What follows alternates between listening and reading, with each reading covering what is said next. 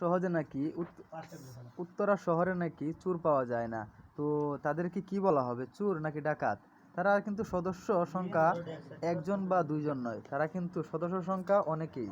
তারা আবার চুরি করে ভিডিও করেছে, এই দেখেন গেট গুড লাগিয়ে দিয়ে বাগ করতেছে তারা তিনজন, কিভাবে আমগুলো বাগে নেবে, বুঝছেন?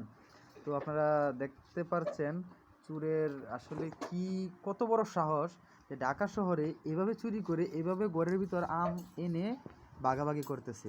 এই দেখেন সর্বনাশ, পুরা যেভাবে কামড় দিছে মনে হচ্ছে পুরা আমেই সেই সাথে নাকি আসলে তো টক সেই টক আমার কাছে সেই টক লাগছে রে।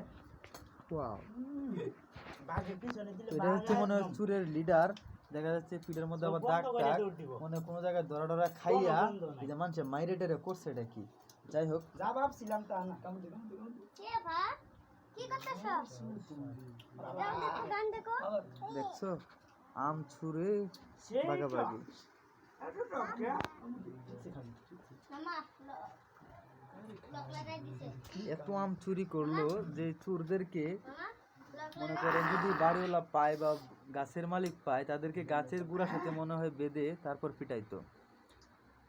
তো আমি যদি তো ভিডিওটা করছি সোশ্যাল মিডিয়ায় ছেড়ে দেব, যদি সেই চোরের সন্ধান পাওয়া যায় তাহলে আপনারা এই চোরদেরকে এভাবেই গাছের গুঁড়ার সাথে বেঁধে পিটাতে হবে নাকি, তাহলে জীবনে হয়তো আর কোনোদিন চুরি করবে না। পরে মারলে আবার অবস্থা খারাপ। এ টক বাবা এত সেই টক কথা বাড়িতে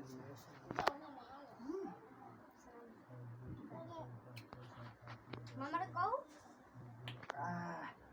মামারে কও খুব কষ্ট করছি আর আছে না। কি শুরু করছো তুমি বারবার কিন্তু লক করে দেওয়ার মানে আমি না লক করেছি কত মামা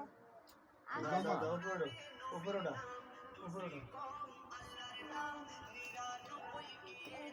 পুরোটা খাওয়া সম্ভব না। সম্ভব না। না এটার মধ্যে আমি বিষ মিশাই দিছি, এটা খাইলেও মারা যাবে, তারপর আমরা দূরে কোথাও ফেলাই দিয়ে আসবো। আরে ভাইয়া তুমি চলে আসছো? এই তো। হ্যাঁ ভাইয়া। ছোট গাড়ি দিচ্ছে সেই বেলা একটু পাক করতেছি তো ছোট গাড়ি আছে দেখ হিসাব কর 2 সাইড দিয়ে 6টা ছোট বড় মিলাই দিবি সবাই ছোট বড় মিলাই দিবি তুমি কটা বলছো